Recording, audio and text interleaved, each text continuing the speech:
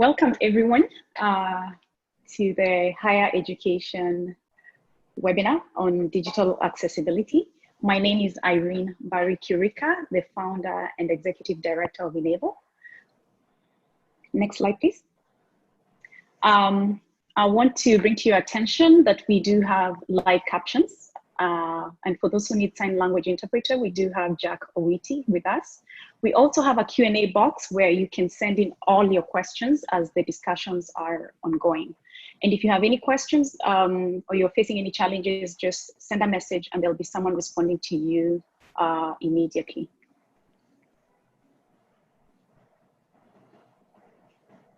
So Enable is a nonprofit organization based in Nairobi, Kenya and Washington, DC, with a very simple mission to empower the blind and visually impaired through technology.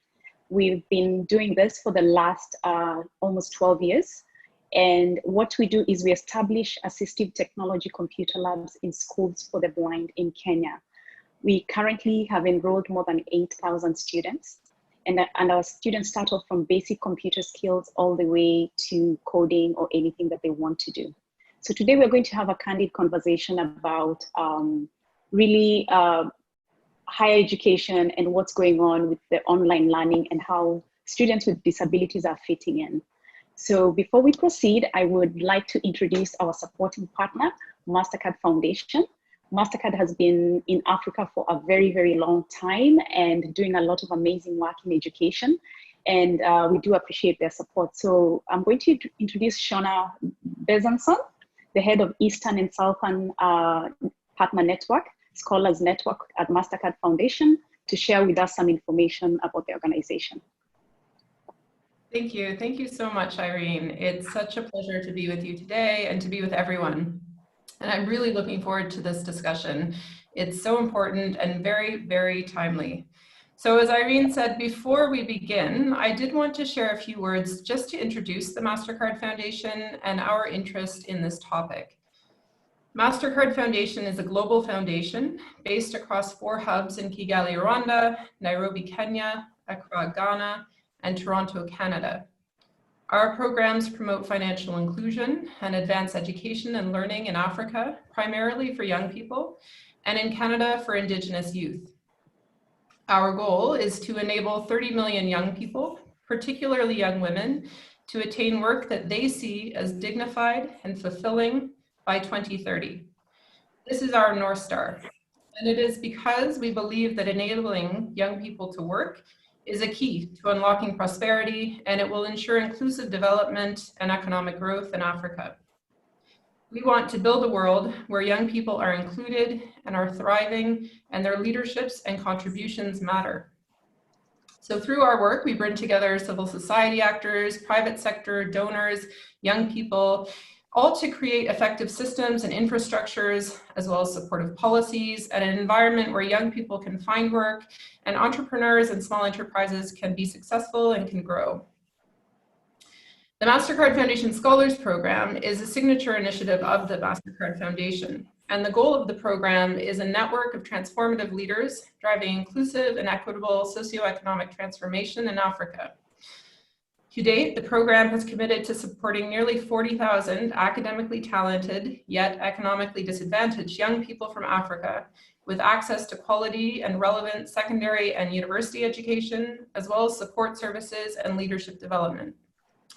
The Scholars Program is currently expanding to add 15,000 new scholarships at the university level, with a strong focus on marginalized young people.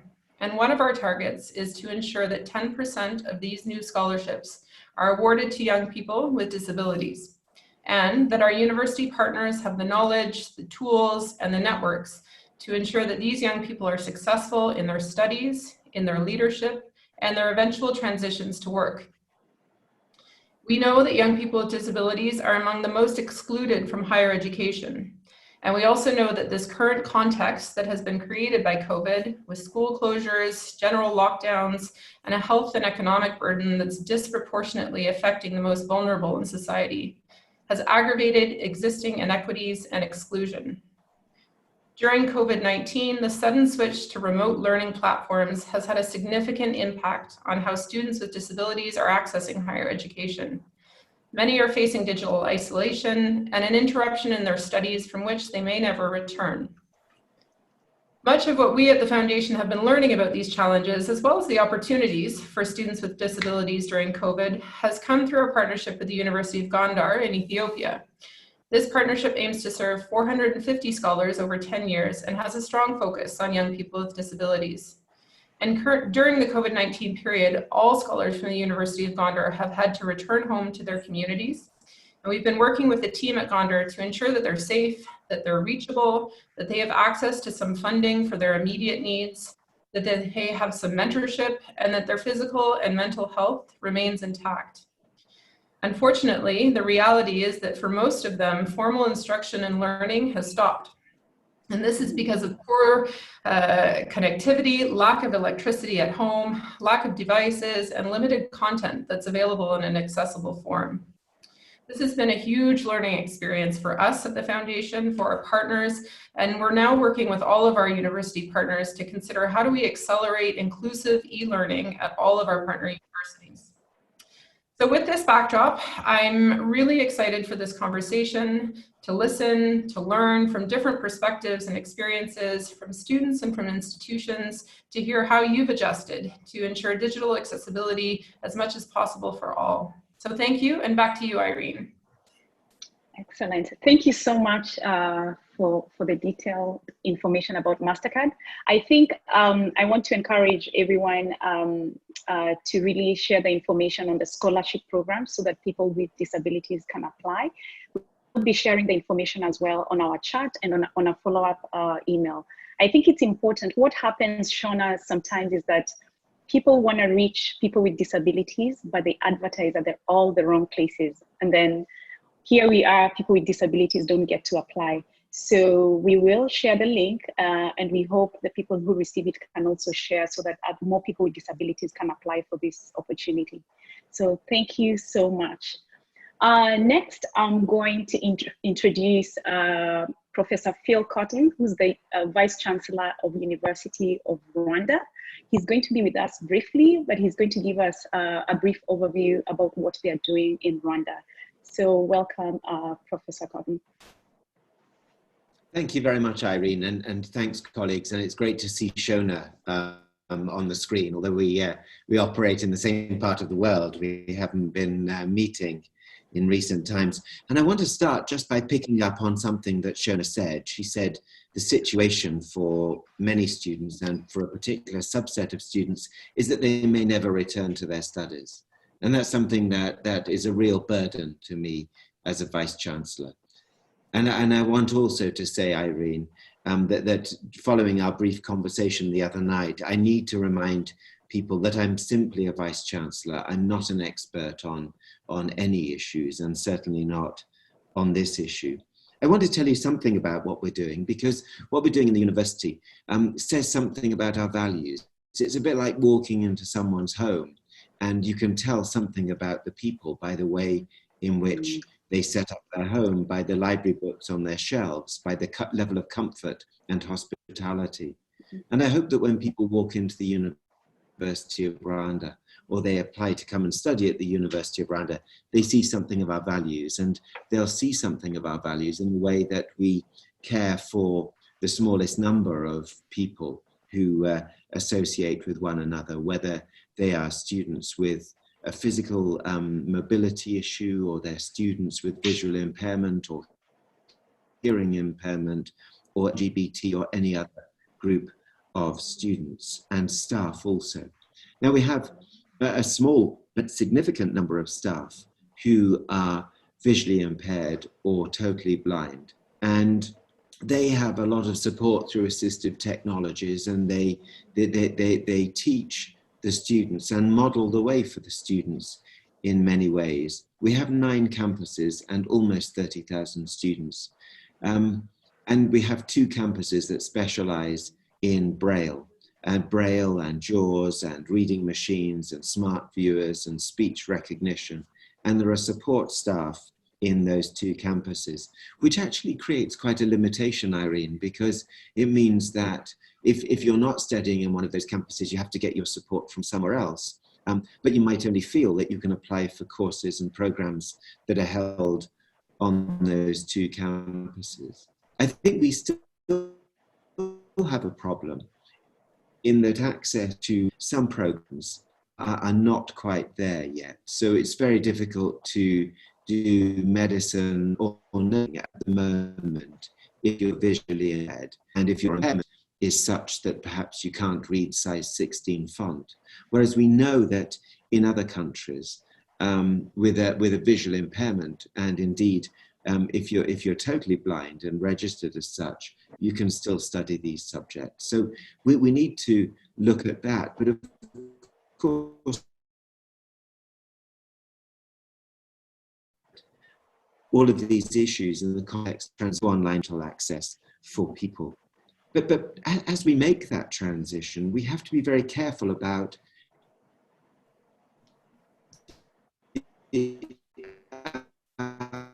our evolving understanding. And we have to be careful about the fact that I've used a form of language and a form of words that's outdated and outmoded. And if that's the case, very sorry about that. Professor Walker, part of the research Professor, turn off your video and let's see. Turn off your video and let's see if the connection will be much better. Okay, keep going. How's that? Much better. It's better if you don't look at me, I think, anyway. But I think, you know, we've got students in the university at master's level and PhD actually doing some of their work into these areas. And this is what I want to see more and more in universities, that students do their research in areas that affect the university and the development of the nation, that's really pedagogically anchored.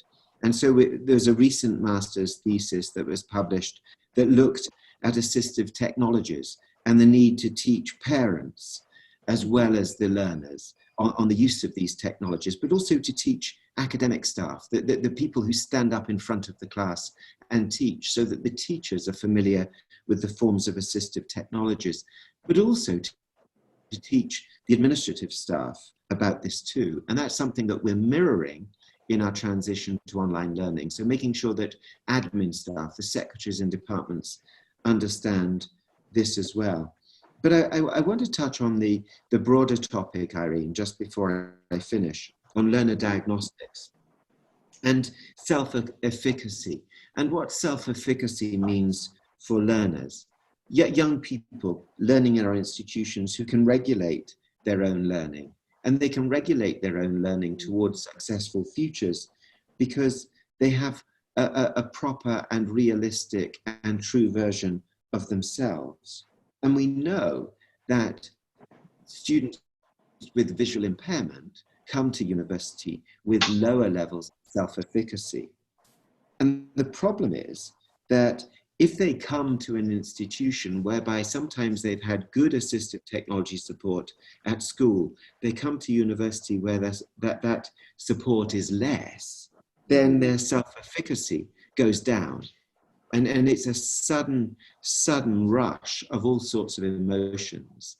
They get a crisis of confidence, their self-efficacy goes down, and two things happen. One is that their achievement, their optimal achievement, is put at risk.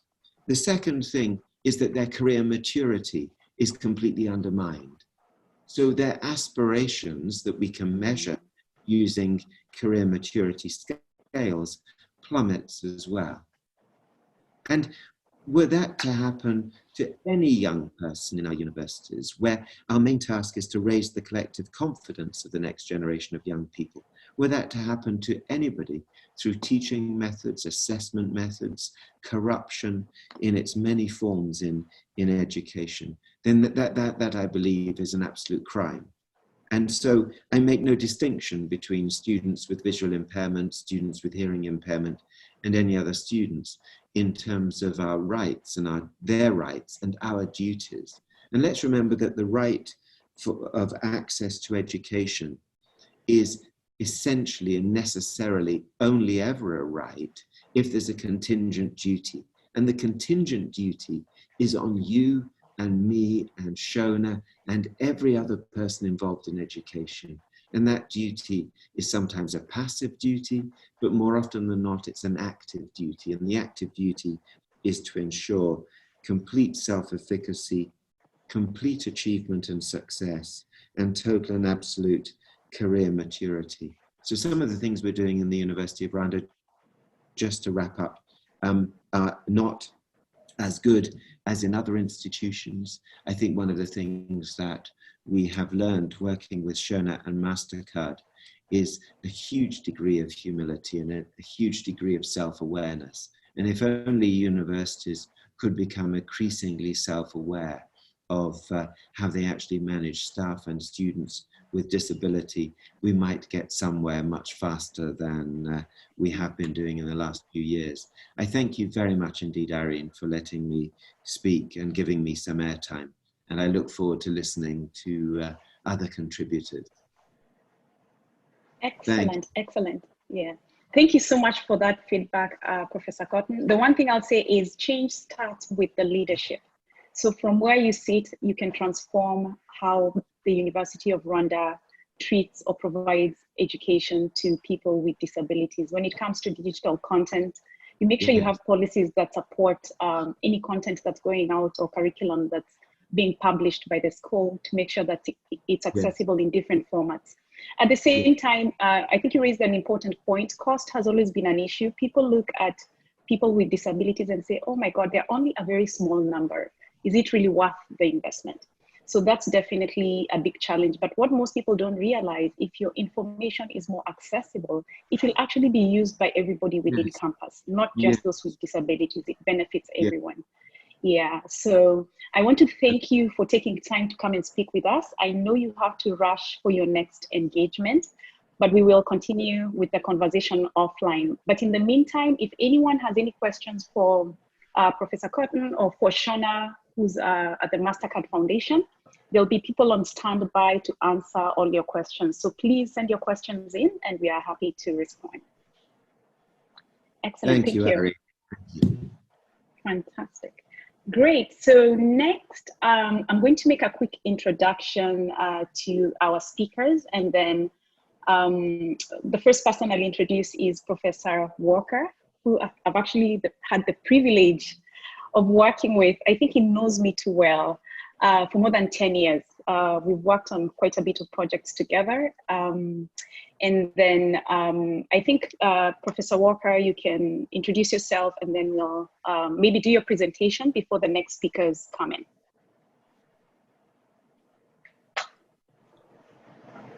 Thank you, Irene. And I think I have control now. But I need to make sure I can actually advance the slides.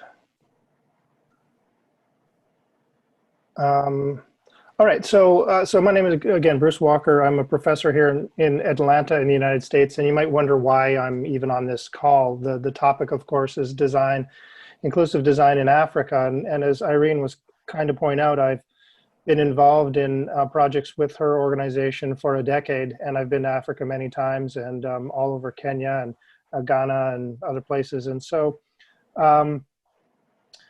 I want to just give a few high-level remarks about what's happening in the United States.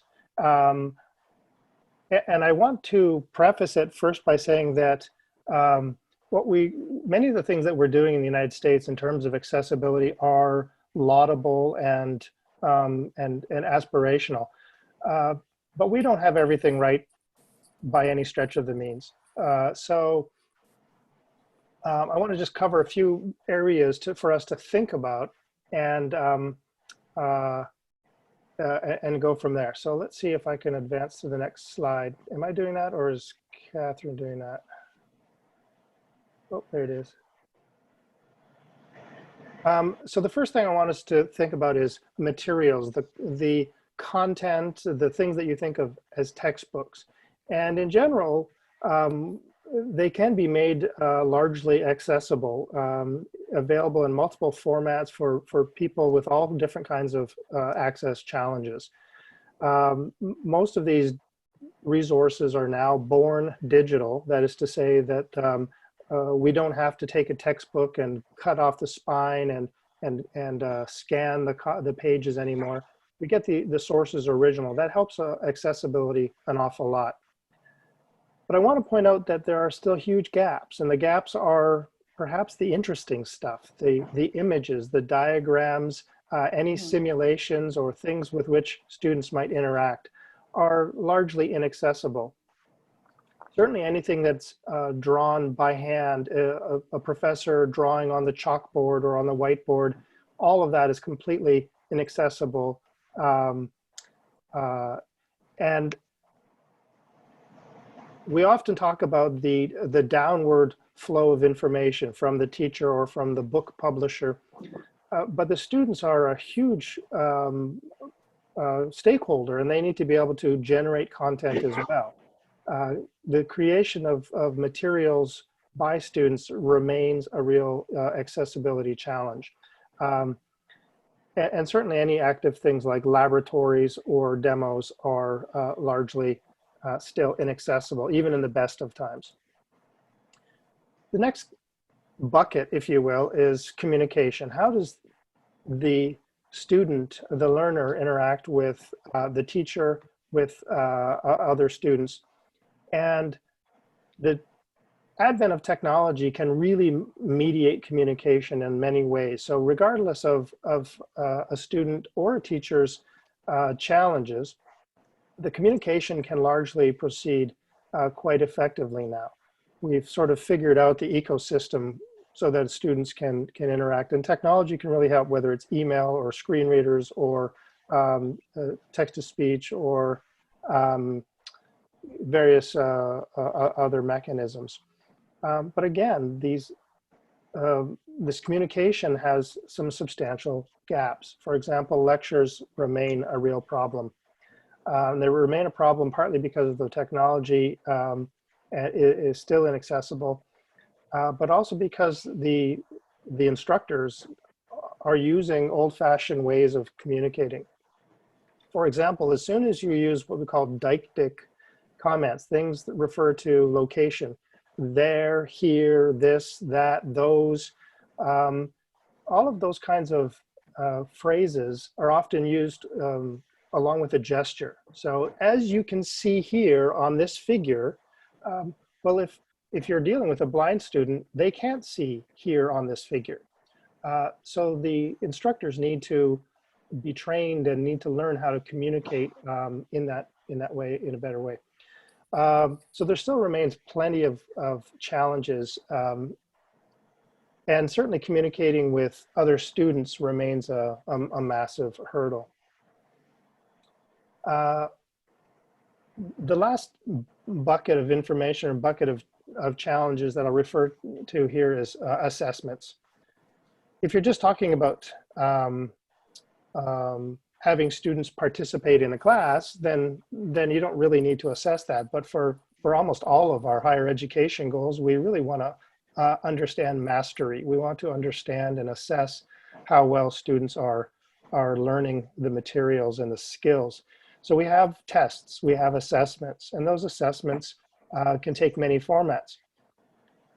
Digital tools can allow us to do pretty well at multiple choice and essay kinds of assessments. But anything other than that, we've got a problem.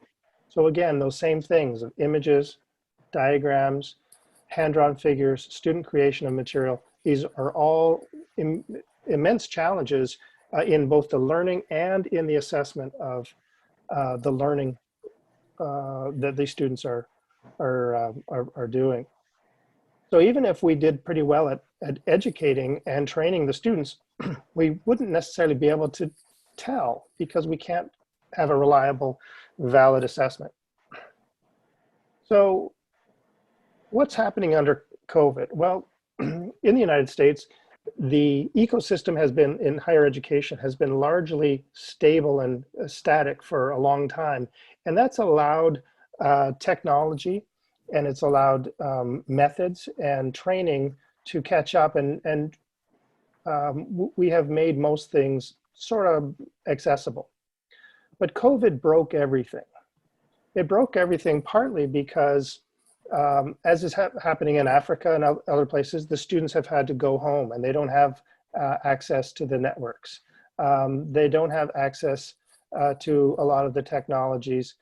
The materials are no longer as available. And the communication is a real challenge. I think it might be interesting to frame it this way, that COVID didn't break the individuals with disabilities, it broke the rest of us. Because now we are having to communicate through emergency means, and we're not skilled at this, and we don't know how to do this. So the professors who have been lecturing for 20 years all of a sudden have to do so online, and they can barely figure it out just to do the basics, and also making it accessible and avoiding those references to this and that and those. It's overwhelming for everyone. So the challenge that has emerged is this reduction in support. The educators, the teachers, the instructors are not able to support the students. In fact, we're making things worse. The technology is not able to support things. In fact, it's making things worse. And the social and technical support that students might get when they're at college, at the university, has evaporated, and students are back home with their parents, and their parents are not able to manage. So a lot of these challenges that we're experiencing in the United States show just how fragile our accessibility ecosystem really is. So what can we do?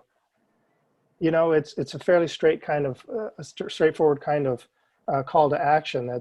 We need to be more prepared for this. We may need to make ecosystems and tools and techniques that are more robust and will not be buffeted by the winds of challenges like a pandemic. We're seeing more flooding events. We're seeing more storms and wildfires, and all of these challenges, all of these events result in the same emergency education. The bottom line here for me really has to be better training, and especially for those of us who are interacting with those who have disabilities. And this reflects on what Professor Cotton mentioned as well. We need to make sure the rest of us and anyone interacting with individuals, with learners with disabilities, that we have the training and the tools that we need to be part of the solution and not part of the problem. So I'll leave it at that, and look forward to further discussion. Thank you so much, Professor Walker. I think it's interesting to just see how, coming from Africa and anyone in Africa, we would expect the US to be doing a fantastic job because you have more than enough technology around. But unfortunately, it seems you have your own share of challenges. At the same time, I think you mentioned an important point on training, and especially in my case, when COVID hit, I got a lot of questions from different people with disabilities, including some professors, just to find out, how do I use Google, or how do I use a certain application? So, and the clear message here was there was an absence of training. So some of the platforms we use have all the accessibility features, but if we don't know that these features exist, then we cannot even be able to serve the students with disabilities in higher education. So thank you so much. We'll move on to the next point. We are going to take a very quick poll. Please look at your mobile phones if you're using a mobile phone, and please answer the very simple question. Do you think the higher education institutions in your country have an understanding of digital accessibility? Do you think the higher education institutions in your country have an understanding of digital accessibility? You can either answer yes, no, or I'm not sure.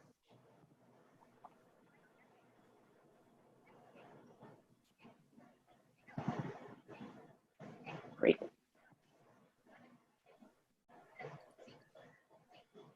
Sarah, I think we can proceed with the answer. Let's see what the participants have said.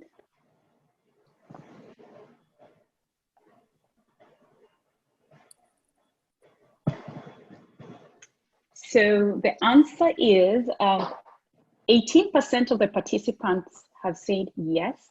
They do think that the higher education institutions in their country have some form of understanding of digital accessibility. 61% said no, and 21% said they're not sure. So thank you so much for participating in our poll. So next, I'm going to bring in our speakers, the next level of panelists. And I'm really, really excited because number one, I have people who I'm sort of connected to. We have Brenda who will introduce herself, John and Princess, and I'll tell you a short story about John as we proceed. So Brenda, go ahead.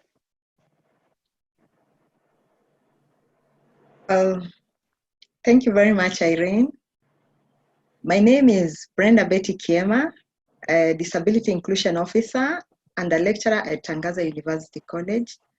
I'm also an expert in social transformation and sustainable development, a social researcher and a champion of disability inclusion. My current focus is in the higher learning institution. And for that reason, together with some few friends, we started a University Disability Inclusion Network. And the aim is to ensure that universities improve the learning environment for learners with disability. So that is Brenda. Next, we have John Disho. So John Disho, go ahead. Thank you, Irene. My name is John Disho. I'm the disability president of Tangaza University, currently pursuing counseling psychology degree.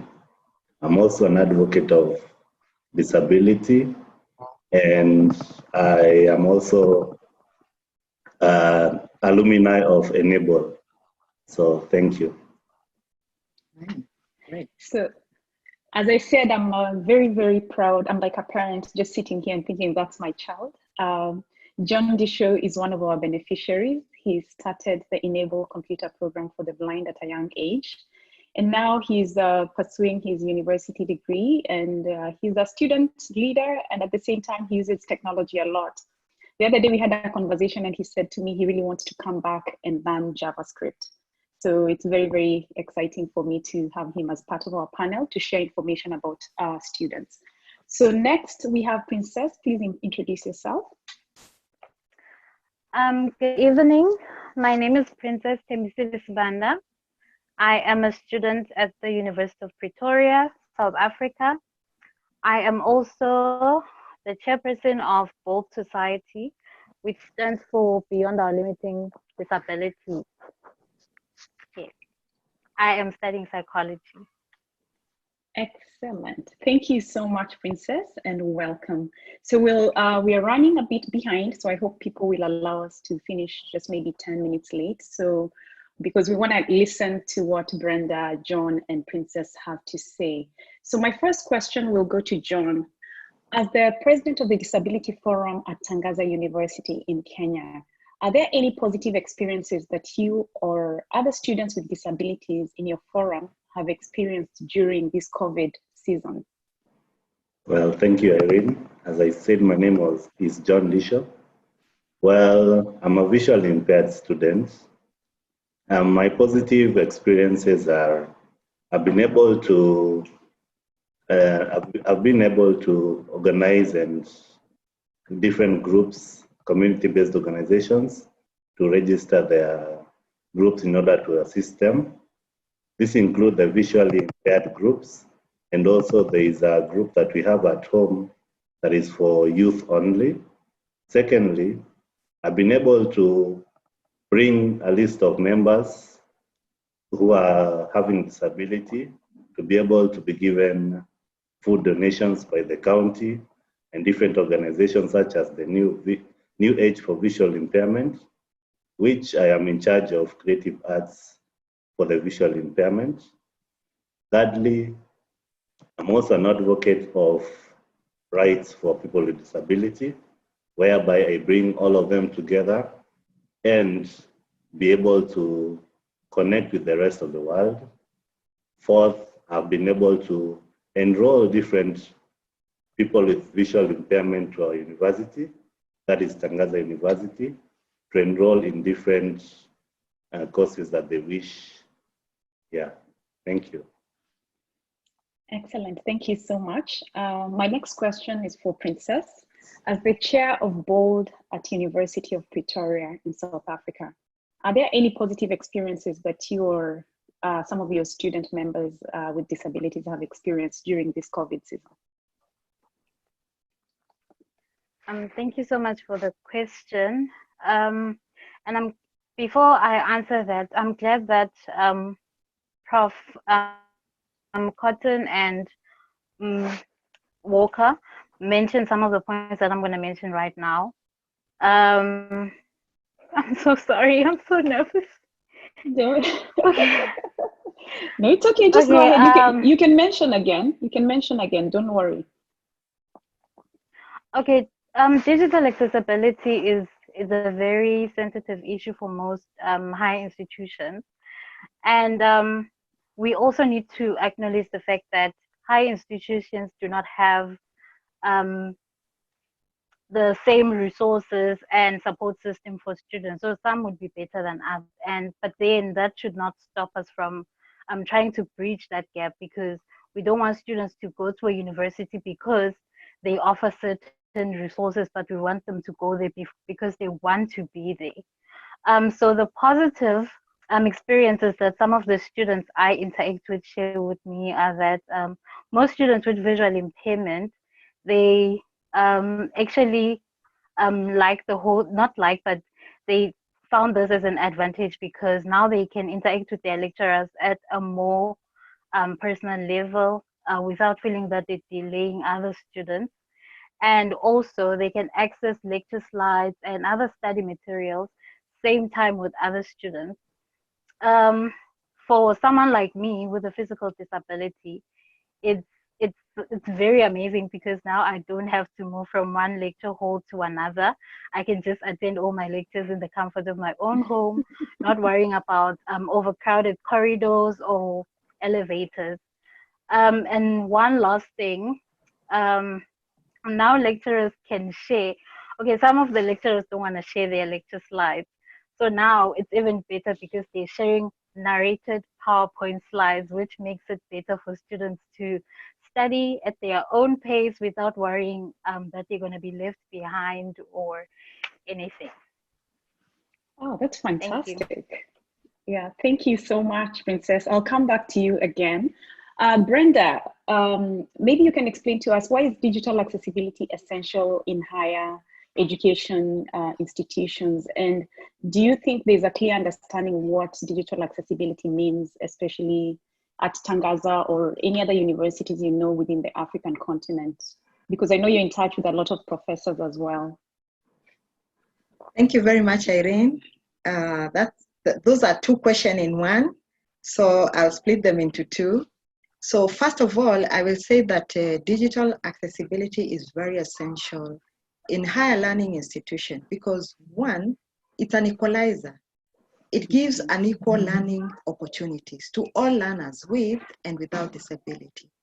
Then the second thing is that the digital accessibility bridges the gap of education. So now no one is left behind. As we know, the mantra of the SDG, it says, leave no one behind. And it is also a new way of learning. Actually, COVID-19 exposed the universities, and it gave them an information that they didn't know, that they are not digitally accessible, because the shift from the classroom to home, that is what really caught them off guard. And so they started racing. Now, if the universities understand digital accessibility here in Africa and Kenya, my answer is yes and no. Because there are a few universities in this country, like USIU, they proceeded very well with the virtual learning, even after the COVID-19. But most of the universities now, they discovered even their own staff, these are the faculty members, they are limited in the knowledge of technology. So they decided to focus on the lecturers first to train them so that they can bring learners on board. Remember, if the lecturers themselves, they were not prepared for this kind of a pandemic, what about the learners themselves? And more so, the learners with disability. So there were crash programs, there was a lot of confusion. That shift made the universities now to decide to use the existing platforms, because I think they discovered their own websites, which have been designed for their own use, was not ready for the shift. So now they started using Google Meet, Zoom, Microsoft Teams, because that was the quick solution to make sure that the learning has continued. Irene. Thank you so much for the input. That's really good information. My next question, I think I'll go back to John. John, can you explain if there are any challenges that students with disabilities are facing in Kenya, especially when it comes to online learning?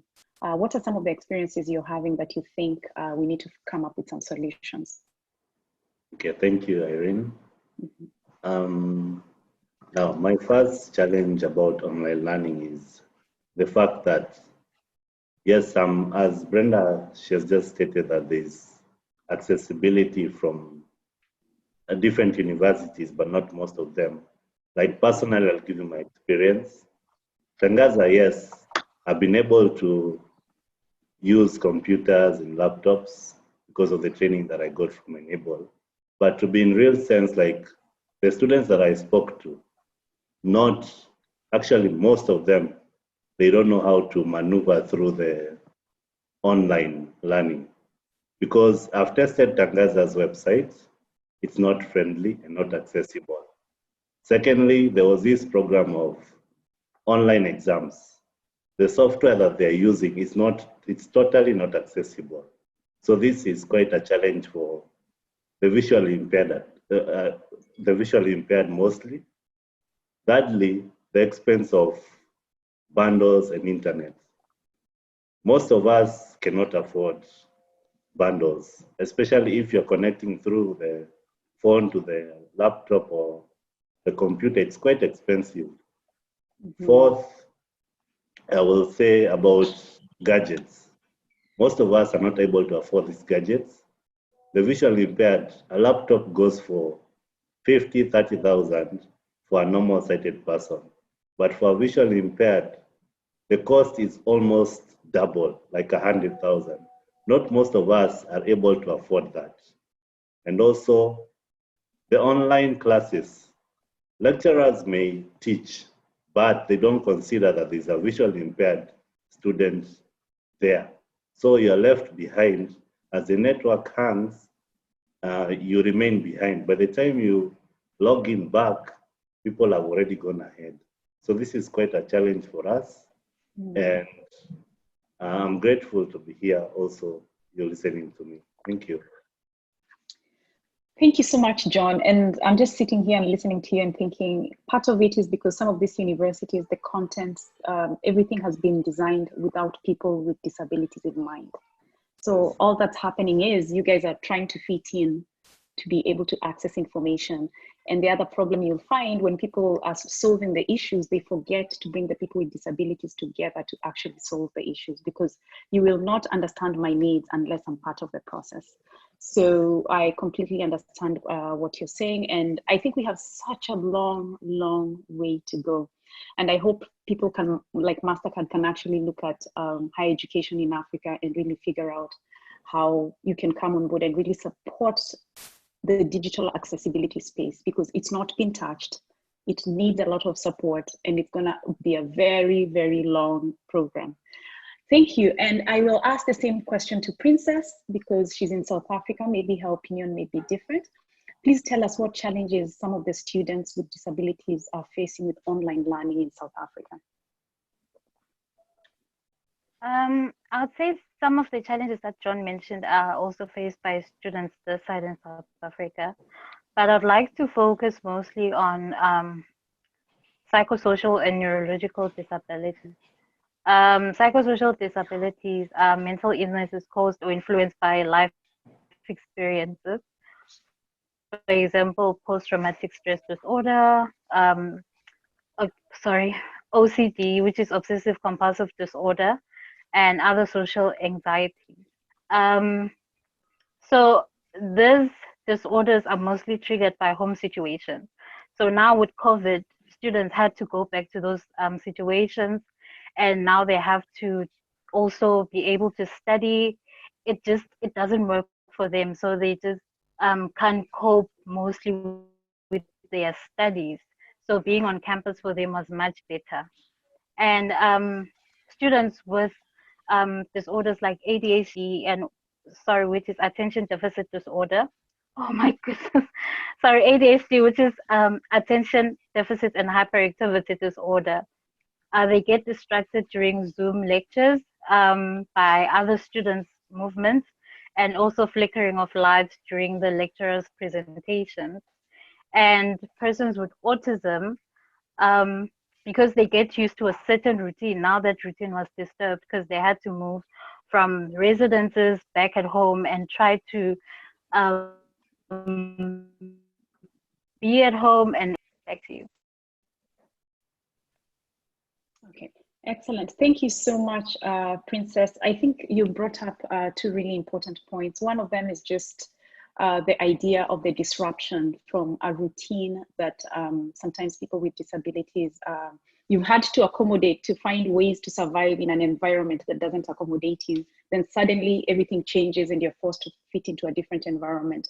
That's one point. The second one is actually, I believe, a conversation I had with Professor Walker, and he can say something on it, about the disruption that happens, especially for people with different types of disabilities, especially ADHD and all that.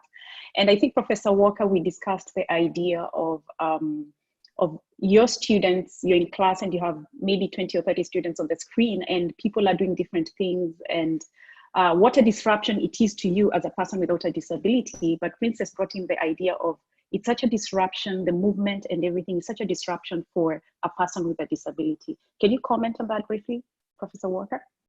Absolutely. I'll talk first about briefly about the changing task. So by going online, by going digital, we are also dividing our attention. So you have to look at the chat window, you have to look at the video, you have to pay attention to the audio, and you have email, and you have all these other channels now simultaneously.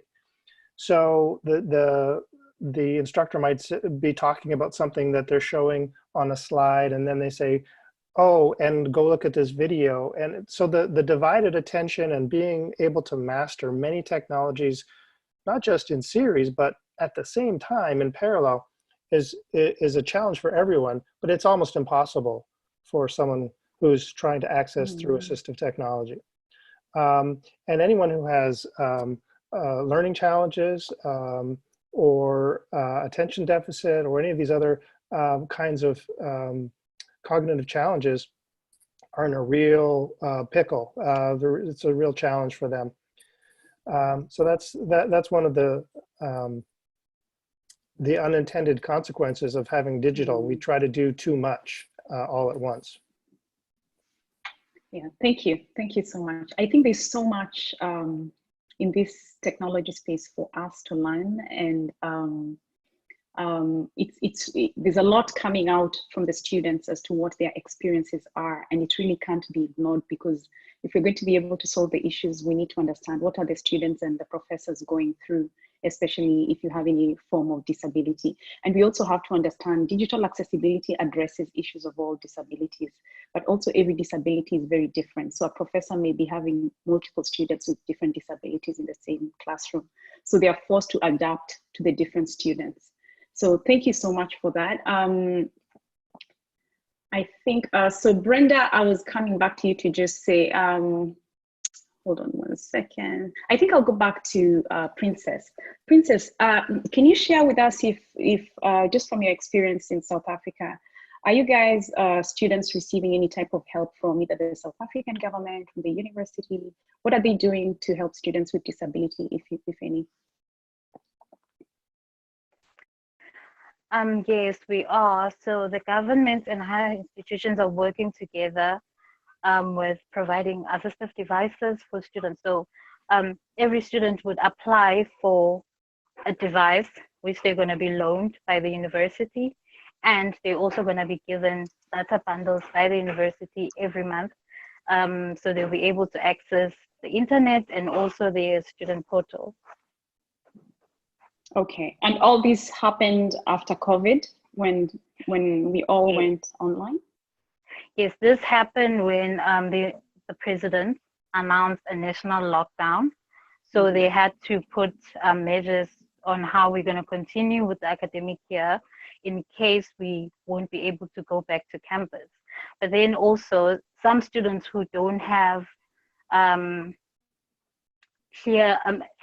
proper internet, connectivity, they were allowed to go back to campus when we got to stage 3 of the lockdown.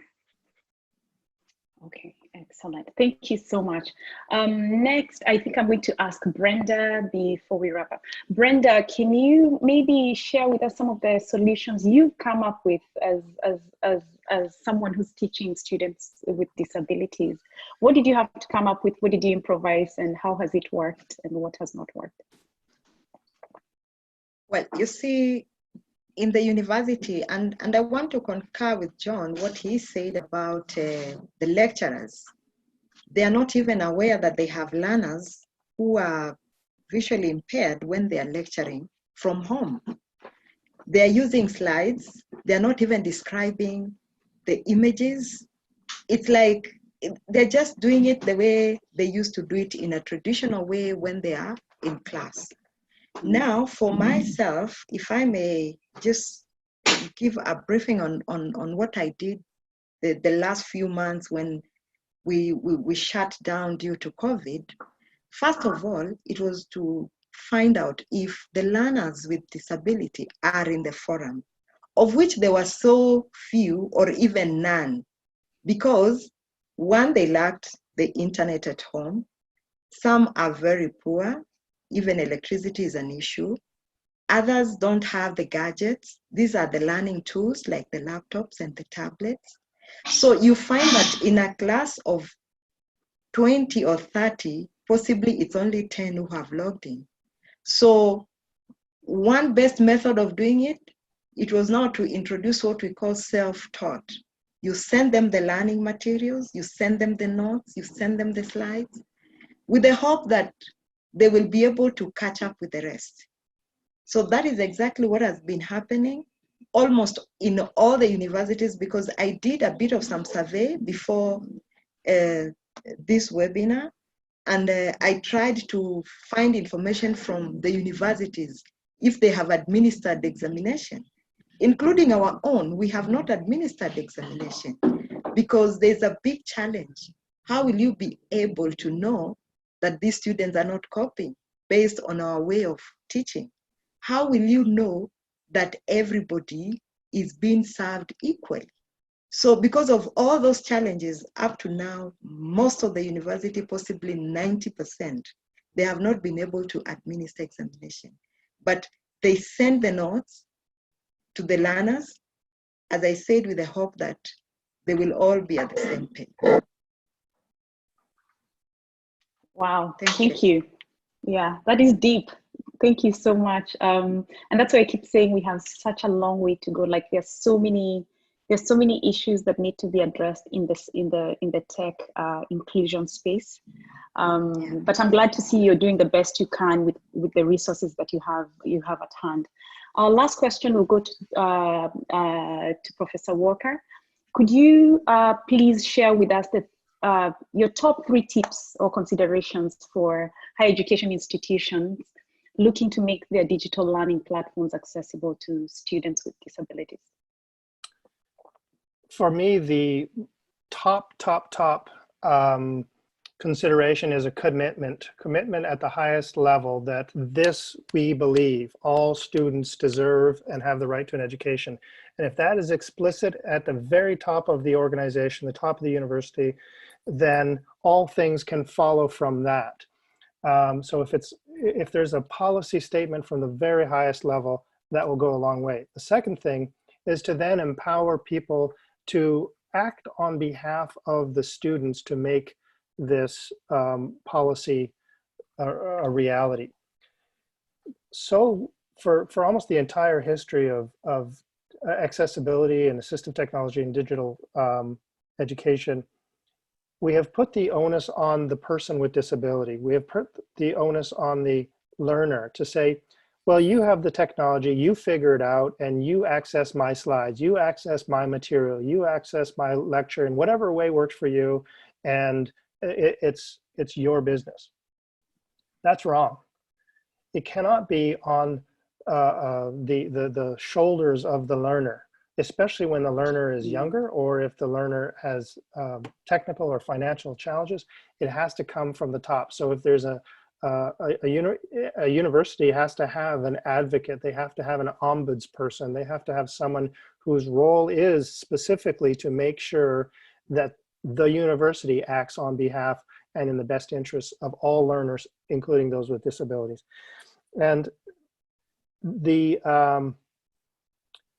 third point is empowering the educators, giving us the training and the tools. There are plenty of tools out there. If you choose one, for example, if you choose Zoom versus Teams or some other technology, then learn the capabilities and the accessibilities features of that tool.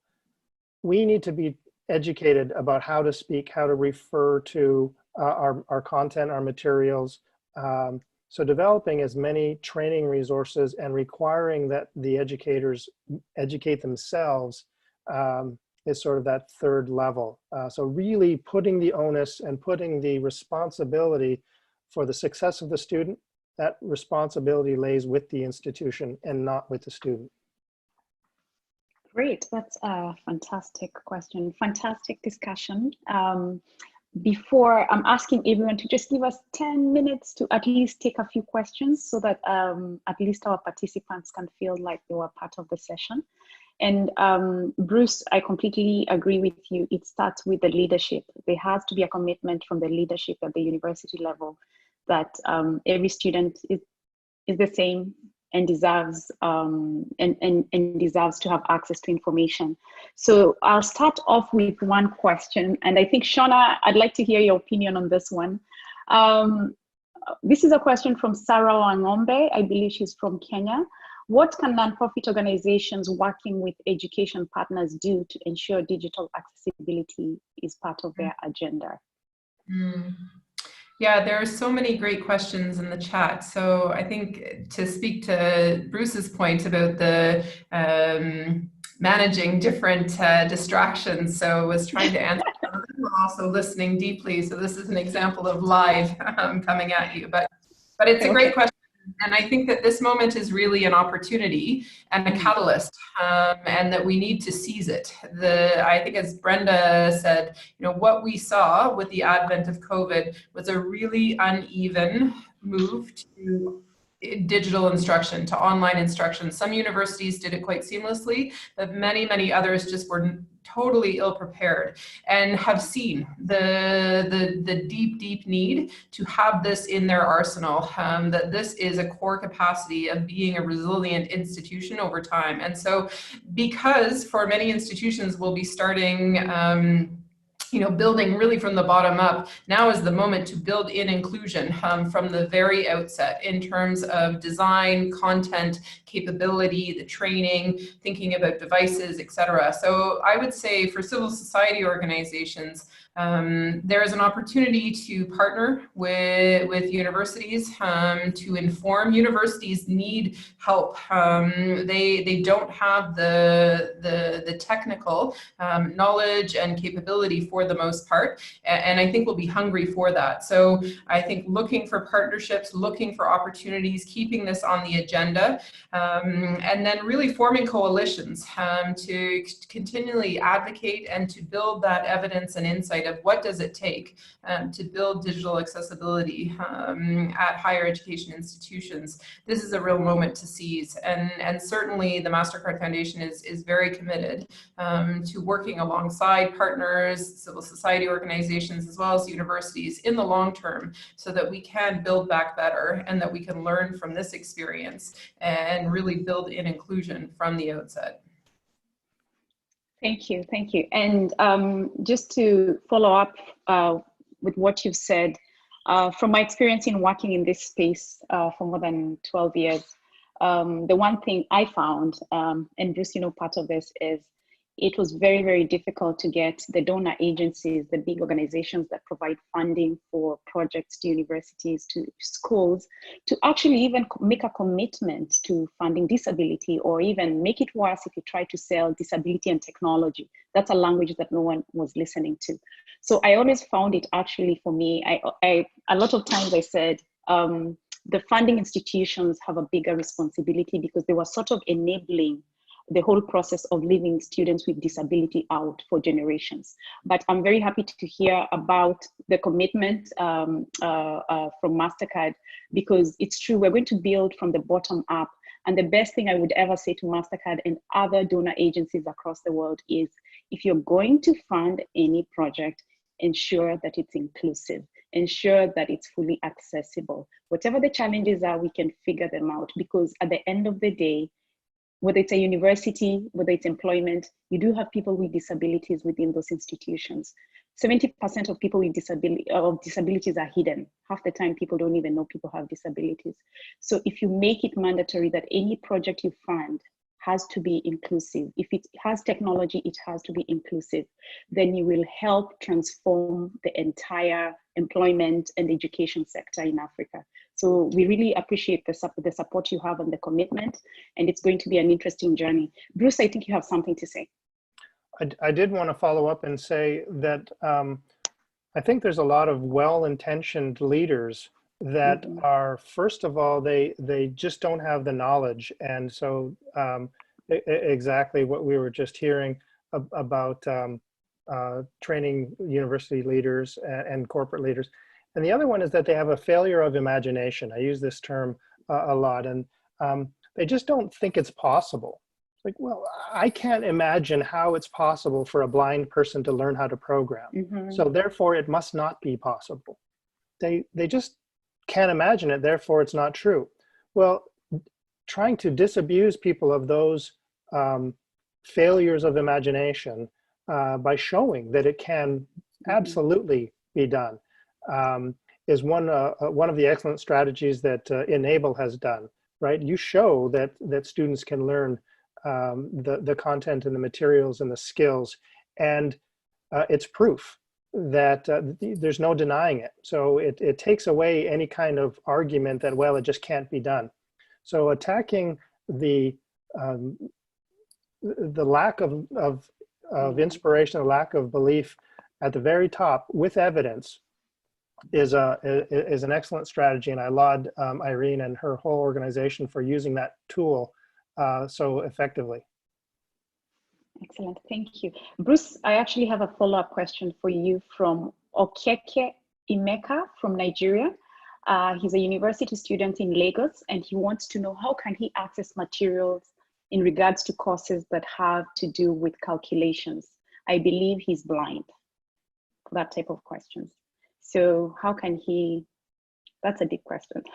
Yeah, it's a fairly specific question, but there are certainly resources, Site Savers and Enable and other organizations have lots of materials available. The internet is full of examples and materials now. It's a bit of a challenge to go and find it, but the Diagram Center, many organizations are serving as a clearinghouse for this kind of material. I guess it's probably outside the scope of our discussion today to get into the specifics, but there are materials available, and perhaps we can follow up with some pointers after the call. Okay, great. So I know we are, go ahead, Brenda.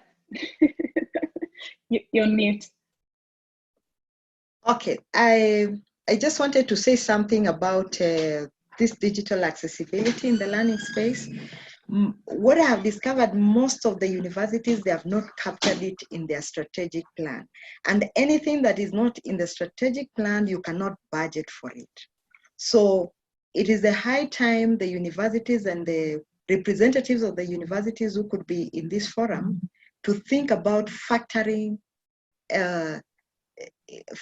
digital accessibility in their strategic plan. This is the only way they will not be caught off guard when we are having this pandemic, like the unforeseen COVID-19. That's what I can say. Okay. Thank you so much, Brenda. Okay. Thank you so much, Brenda. And I completely agree with you. It starts with the leadership. I have to say it's a very complicated process, but it can be done. You start with one step and you proceed to the next and to the next. The key thing is making sure that you include people with disabilities in the process so that you can understand. You can't, as I said, you cannot develop a product for me if you don't understand my needs. So that's one thing. Number two, the key thing is to see how we can bring the educators, the administrations of these institutions together to really have a candid conversation to say, okay, you do serve students with disabilities. What can we do to help improve the process, especially when it comes to technology? One of our participants before said that most of the time when you talk about accessibility, people think about the infrastructure, the ramp and all that stuff. But he's like, now we've been told to go online, I cannot access any information because everybody else focused on buildings and structures. And then when it comes to technology, there's not been any investment. So great. Shona, did you have a closing statement? I will be very brief, and it's really just to say thank you. This has been incredibly enlightening and deeply inspiring also to hear, especially from the young people who are doing so well and seizing the opportunities, as well as just embracing the challenges and digging deep to find that resilience to continue on. So we've learned a lot. We will continue to be in touch. I encourage everyone to have a look at our website. Lots of questions about the scholarship opportunities, so please do look there. And there's opportunity, the information from each of our university partners is posted there. And I hope that we continue the conversation and deepen the conversation, because this is definitely such an important area and something that we continue to learn about and are committed to. So thank you so much for the opportunity to be here and to listen and learn today. Great. So many thanks to all our amazing panelists who've shared some very useful information. And of course to MasterCard, who's been our supporting partner in this initiative. I also want to say a special thank you to the team. That's Catherine, Sarah, Meg, Esther, Oxygen team, Harvest team that helped us put this whole webinar series together. It's something Enable cannot do. We cannot do it by ourselves. So I want to say thank you. And I want to invite you to our next webinar, which will be on digital mobile accessibility in mobile technology on August 20th. So I want to wish you well, a wonderful weekend. And thank you so much for joining us. And you all have a wonderful day. Thank you. Bye, everyone. Bye.